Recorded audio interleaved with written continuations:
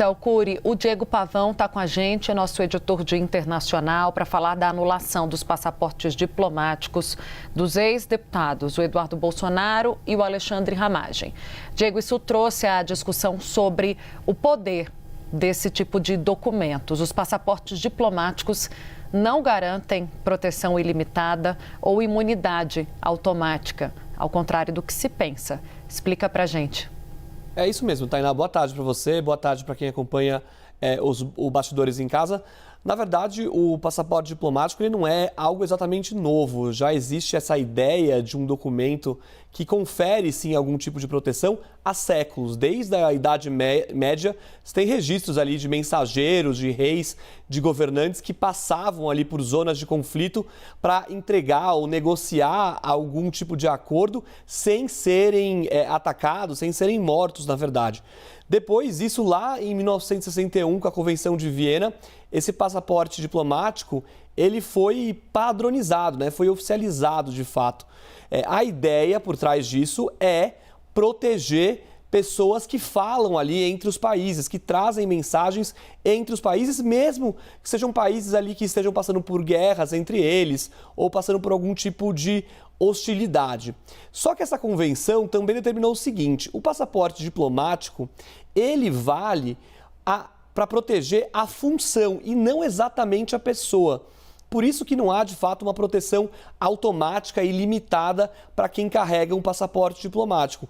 Tudo depende da situação e se há um entendimento entre os dois países. Vou mostrar uma tela que a gente preparou que ilustra exatamente essa diferença, isso para o caso do Alexandre Ramagem e do Eduardo Bolsonaro, especificamente no exemplo dos Estados Unidos. Então, por exemplo, quando se tem um passaporte diplomático, é necessário que os dois países, nesse caso Brasil e Estados Unidos, tenham um entendimento, se envie uma nota verbal, que se chama dentro da diplomacia, para dizer, olha, aquela pessoa está indo em função oficial, representando o país.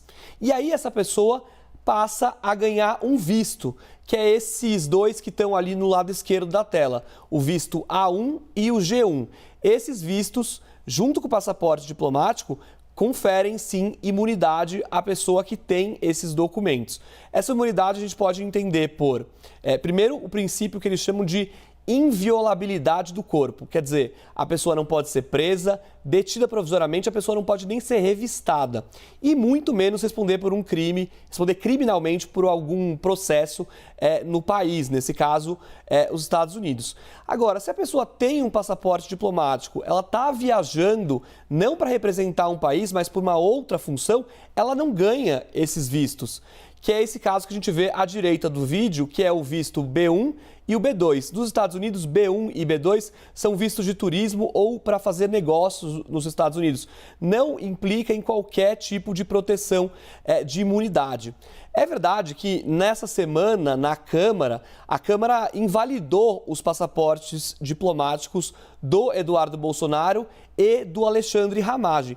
Mas a verdade é que quando eles foram para os Estados Unidos, esses documentos, esses passaportes diplomáticos deles e das famílias deles já não garantiam nenhuma imunidade, nenhuma proteção para eles, porque eles não foram para os Estados Unidos representando o Brasil, não foram em nenhuma missão, ou seja, não houve esse entendimento das embaixadas, dos ministérios de relações exteriores, para que aquele visto especial ali que garantiria a imunidade junto ao passaporte diplomático pudesse também garantir essa proteção nesse caso deles viajarem para os Estados Unidos. Então, é importante fazer essa explicação, essa distinção, porque, de fato, o passaporte diplomático ele pode sim garantir uma proteção, uma imunidade, mas só no caso de haver um entendimento ali entre os dois países, se aquela pessoa foi viajar para uma missão oficial, representando aquele país de fato. Não é o caso, não foi o caso, na verdade, nem de Eduardo Bolsonaro, nem de Alexandre Ramagem, Tainá.